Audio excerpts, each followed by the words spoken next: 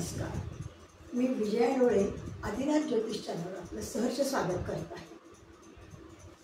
आपण स्पष्ट ग्रह कसे करायचे त्याचा अभ्यास करण्यासाठी त्याची पूर्वतयारी म्हणून काही सूत्र व त्या संदर्भातली गणित साध्या बेरीज वजाबाकी ते आपण पाहिल्या.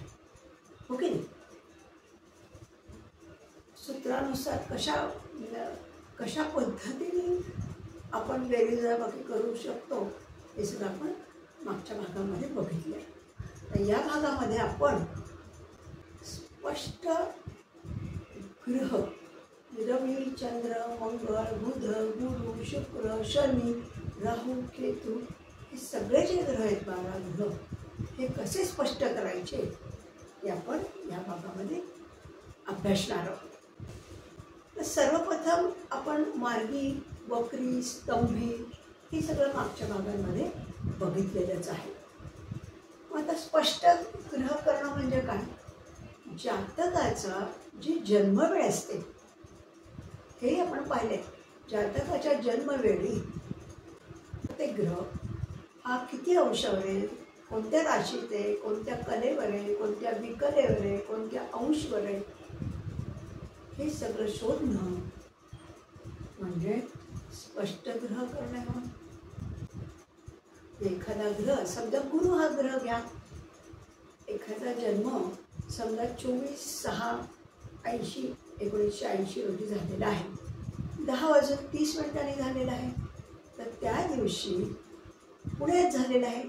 त्या दिवशी त्या वेळेला 10:30 सगळे ग्रह किती अंश, कोणत्या राशीत आहे, किती अंशावर आहे, किती कलेवर आहे, किती विकलेवर हे शोधणं म्हणजे स्पष्ट ग्रह करणे होय.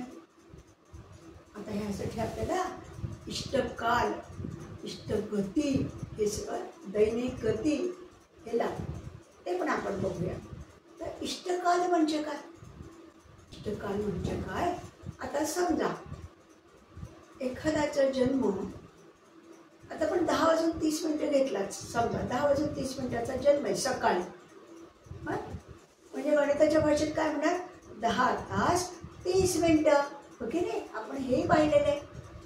मग आता पंचांगात किंवा एफेमेरीजमध्ये जे सगळे स्पष्ट ग्रह दिले असतात प्रत्येक दिवसाचे, ते किती वाजताचे दिले ते बघायचं.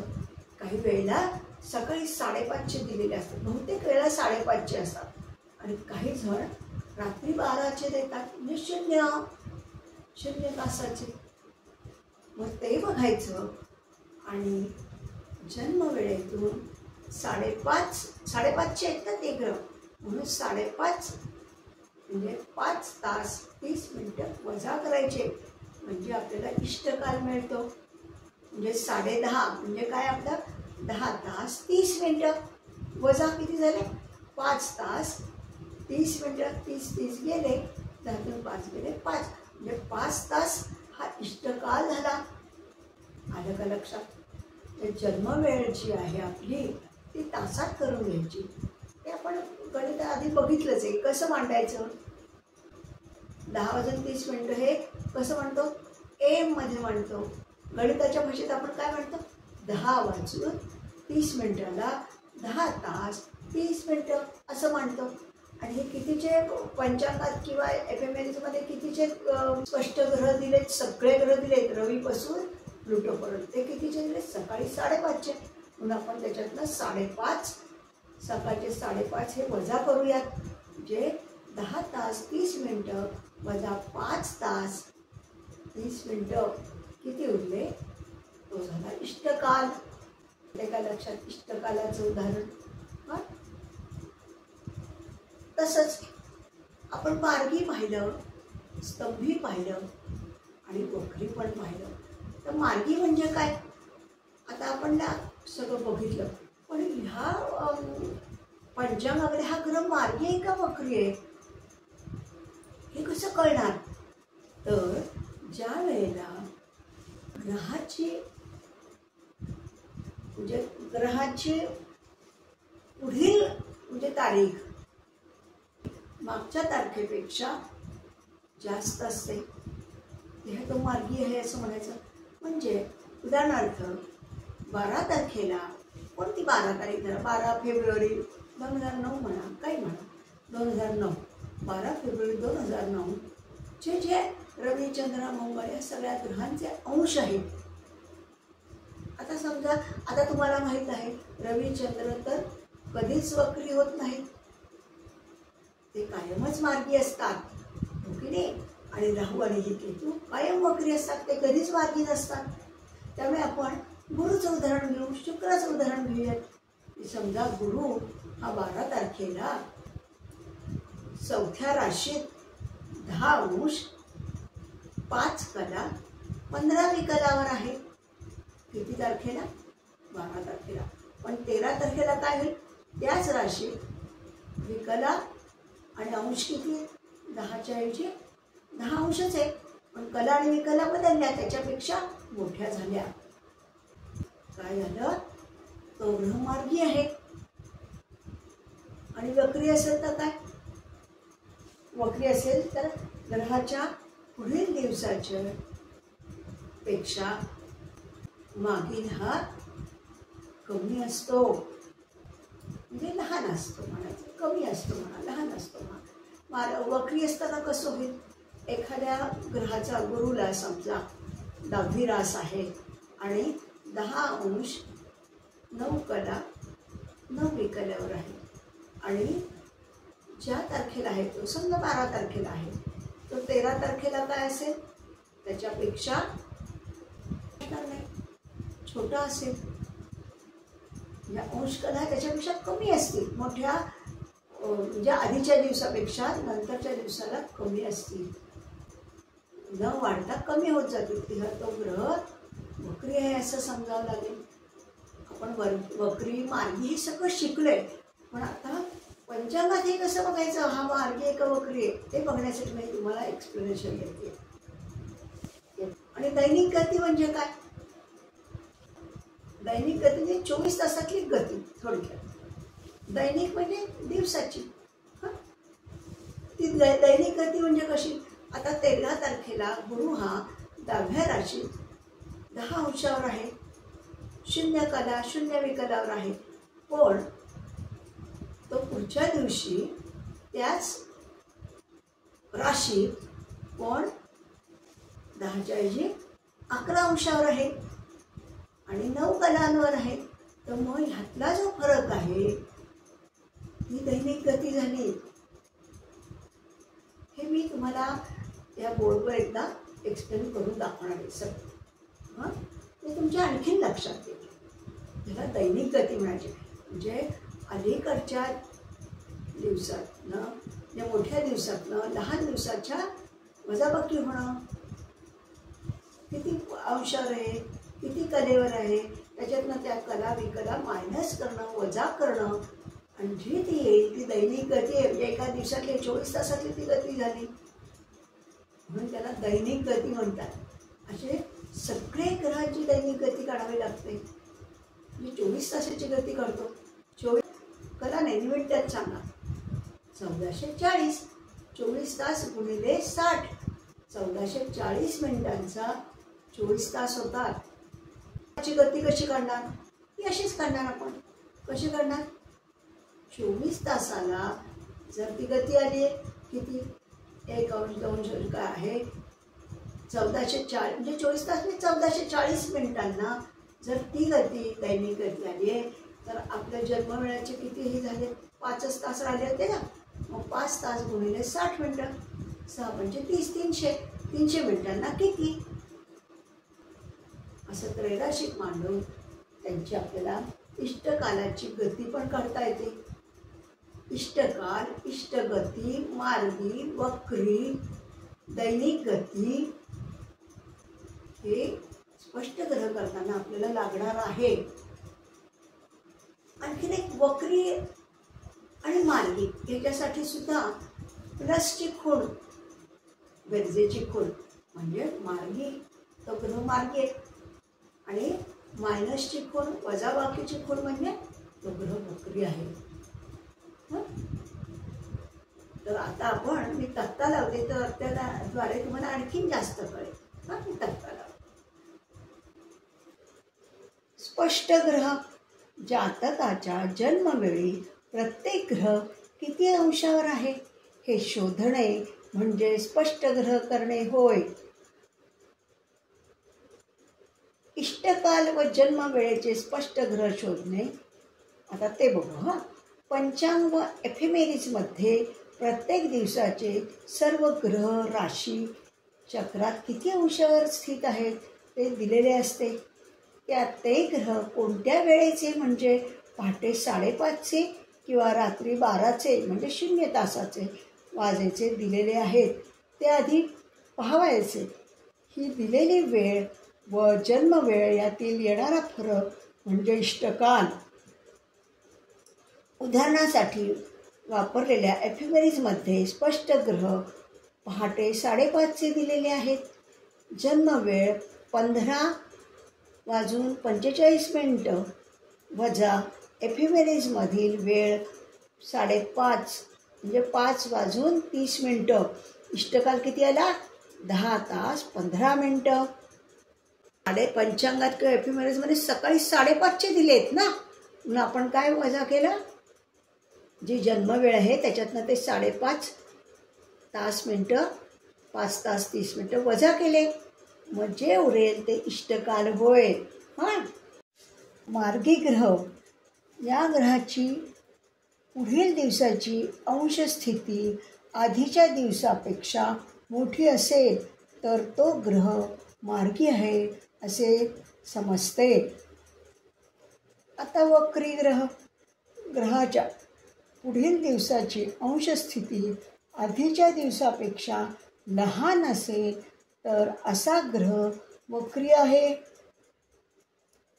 ग्रहाची दैनिक गती दिवसाच्या 24 तासातील ग्रहांच्या मोठी व लहान अंशस्थितीत फरक म्हणजे ग्रहांची दैनिक गती होय. ग्रहाची इष्टकालाची गती. ग्रहाच्या दैनिक गतीला इष्टकालाने गुणणे व येणाऱ्या उत्तराला 24 तासाने भागायचे म्हणजे इष्टकालाची ग्रह गती येईल. ग्रह मार्गी असल्यास इष्टगती प्लस म्हणजे अधिक करावी व वक्री असल्यास मायनस म्हणजे वजा करावी. आता आपण फळ्यावरनं मार्गी, वक्री, इष्टकाल हे समजावूयात. आता मार्गी ग्रह. आता मार्गी ग्रह कसा पंचांगामध्ये ओळखायचा एफेमेरिजमध्ये ते बघण्यासाठी मी एक उदाहरण घेतलं आहे, तर ते आपण बघूयात. उदाहरणार्थ गुरुचे बघा राशी, अंश, कला आणि विकला किती अंशावर आहे, कोणत्या राशीत हे सगळं मी दिलेलं आहे. समजा हे उदाहरण आहे. 12/2/2009 सिंह राशीत 10 अंशावर 18 कलेवर व 47 विकलेवर आहे गुरु. किती तारखेला? 12/2. पण मग 13/2 काय परिस्थिती त्याची? सिंह राशीतच आहे पण 10 अंश तेच आहेत पण 22 कला आणि विकला 30. याचा अर्थ काय झाला? आधीच्या दिवसापेक्षा कला विकला अंश यामध्ये फरक पडला आणि त्याच्यापेक्षा मोठे आहेत. आता 18 कलापेक्षा 22 कला मोठे आहेत, हो की नाही? म्हणजे ह्याला काय म्हणायचं? मार्गी ग्रह. आधीच्या दिवसापेक्षा नंतरचा दिवस जो आहे त्याच्यात जर अंश कला विकला हे जर जास्त असतील तर तो ग्रह मार्गी आहे. लक्षात आलं का उदाहरण तुमच्या? आता वक्री ग्रह. आता उदाहरणार्थ गुरु घेऊया. राशी, अंश, कला, विकला. उदाहरणार्थ 15/3/2010 धनुराशीमध्ये गुरु आहे. 20 अंश 15 कला आणि 25 विकलावर आहे. आता 16 तारखेला लगेचची तारीख घ्यायची त्याच्या. 16/3/2010 16/3/10 धनुच रास आहे.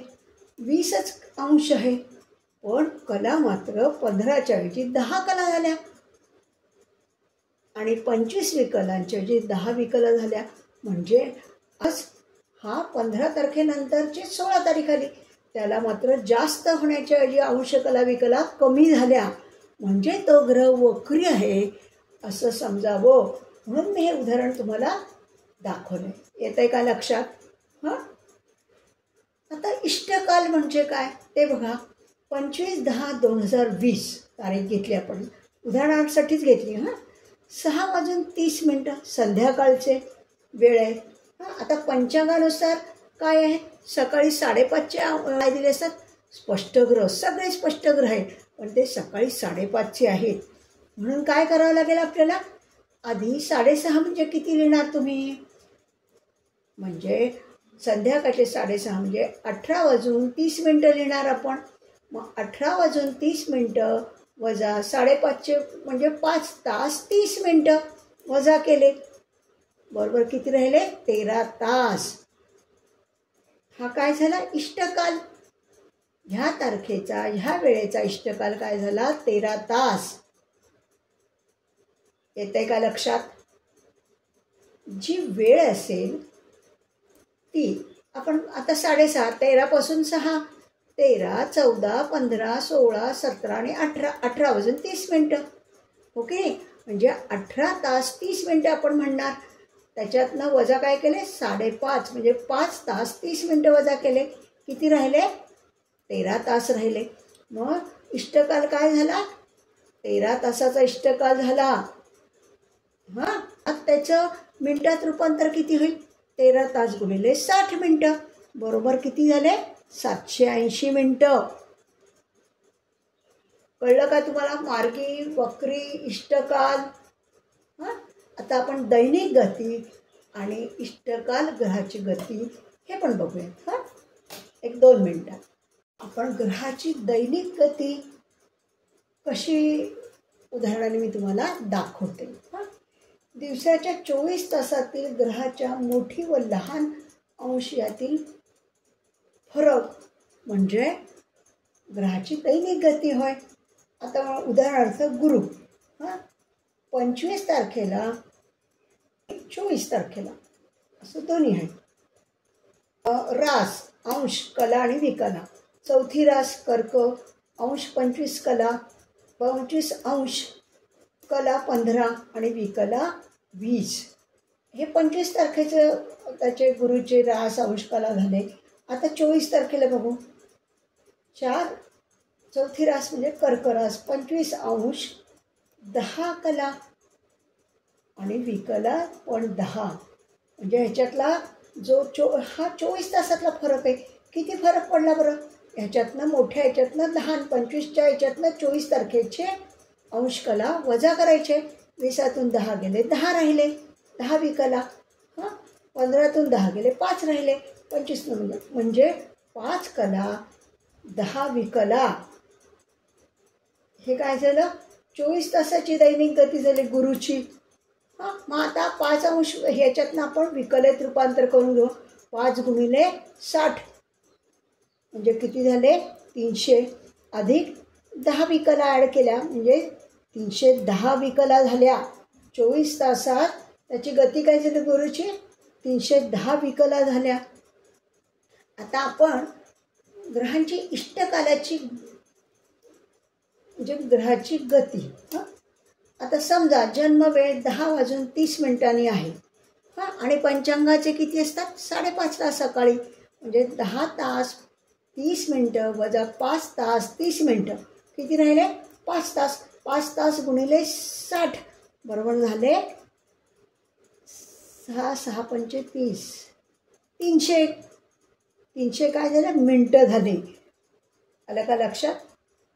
मग आता काय करायचं आपण, 24 तासाची गती आपण किती आहे, 24 तासाला काय आपण म्हणतो 1440 मिनटं. 24 तास बरोबर 1440, म्हणून 1440 मिनटांना जर 310 विकला तर 300 मिनटाला किती, 300 गुणिले 310 भागिले 1440 बरोबर किती आले, 64.58 विकला म्हणजे 65 विकला.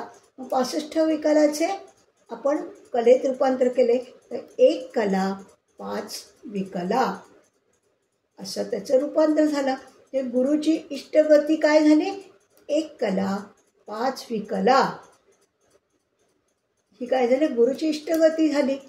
इष्टगती कशी काढली ही लक्षात आलं का? दैनिक गती आधी काढून घेतली. या मोठ्या याच्यातनं लहान तारखेचे ग्रहमान वजा केले आणि ती 24 तासाची गती झाली. आणि 24 तासाला जर इतके कला विकला काय असतील ते, तर आपले जे जन्मतारखेचे तास आपले मायनसहून आलेले इष्टकाल जो आहे त्याला किती असं काढलं म्हणजे ग्रहाची इष्टकाल गती आपल्याला मिळते. मग ती गुरुची इष्टकाल गती आपण किती काढल्या? उदाहरणासाठी 1/5 एक कला 5 विकला. येते का लक्षात? ग्रहाची दैनिक गती ह्याच्यासाठी उदाहरण दिलं. नंतर ग्रहाची इष्टकालाची गती हे पण तुम्हाला उदाहरण दिलं. हां, आता आपण पुढचा भाग बघूया. ग्रह रवीपासून प्लुटोपर्यंत त्या ग्रहांची गती काय असते? दिवसालाही दररोजची गती असते ती काय आहे? ह्याचं मी कोष्टक तुम्हाला लावलं आहे. हे अतिशय महत्त्वाचं आहे. हे याच्या आधी पण आपण पाहिलेलं आहे, पण आता आपल्याला हे माहिती पाहिजे म्हणून पुन्हा एकदा, कारण स्पष्ट ग्रह करायचे आहेत आपल्याला, त्यासाठी हे आवश्यक आहे. हां, आता पहिला ग्रह रवी. रवीची गती काय आहे? 57 कला ते 1/3 कलापर्यंत ह्याच्या दरम्यानच त्याची गती असणार आहे. हे नेहमी लक्षात ठेवा. चंद्राचं किती गती आहे? 11 ते 16 30 कलापर्यंत ह्या दरम्यानच त्याची चंद्राची गती आपल्याला सापडणार आहे. 3 मंगळ 0 ते 1/42 कलापर्यंत मंगळाची गती आहे. आता बुध 0 ते 2/34 पर्यंत, 34 काय कला पर्यंत. गुरु काय 0 ते 16 कलापर्यंत. शुक्र 0 ते 1/16 कलापर्यंत. शनी 0 ते 12 कलापर्यंत. राहू 3 कला 11 विकला. हे ठरलेलीच असते त्याची गती. आलं का लक्षात? रवी ते राहूपर्यंत पाहिलं. हां, आता केतू 3 कला 11 विकला. ते ठरलेलीच असते. राहू आणि केतूची एकच असते गती. आता हर्षल 0 ते 4 कलापर्यंत. नेपच्यून 0 ते 4 कलापर्यंत. आणि प्लुटो 0 ते 2 कलापर्यंत.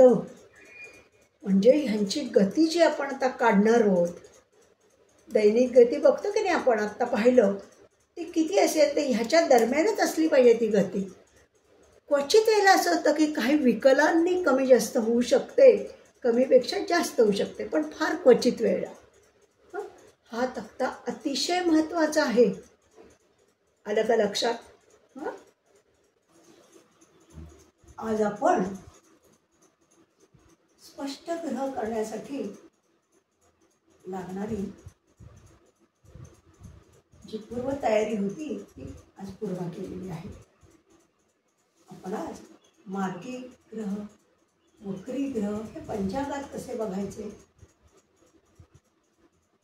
त्याच्यानंतर इष्टकाल, इष्टग्रहांची कालगती, हे सगळं आज आपण अभ्यासलेलं आहे. हे सगळं स्पष्ट ग्रह करताना आपल्याला लागणार आहे म्हणून आज आपण पूर्वतयारी पूर्णपणे केलेली आहे. तसंच ग्रह आणि त्यांच्या गती, दररोजची गती काय आहे हे पण आपण कोष्टकावरनं पाहिलेलं आहे. हे कोष्टक ह्याच्या आधी पाहिले, पण आज आपण पुन्हा एकदा बघितलेलं आहे. हां, तर आता पुढच्या भागामध्ये आपण स्पष्ट ग्रह करायला सुरुवात करणार आहोत आणि सगळी पूर्वतयारी आपली आज झालेली आहे. हां, या पुढच्या भागासाठी आपण लवकरच भेटूयात आणि त्यात स्पष्ट ग्रह कसे करायचे हे अभ्यासूया. यामध्ये मला एक छोटीशी टीप द्यायची की रवी हा ग्रह कोण आहे? आत्मा. संपूर्ण ग्रह मालिकेतला आत्मा कोण? तर रवी. हे नेहमी लक्षात ठेवायचं. नमस्कार, धन्यवाद. आजचा भाग आपण सगळ्यांनी बघितलाच असेल आणि शेअर आणि सबस्क्राईब केलाच असेल. त्याबद्दल मला पूर्ण खात्री आहे. तेव्हा आपण पुढच्या भागात लवकरच भेटूया. धन्यवाद.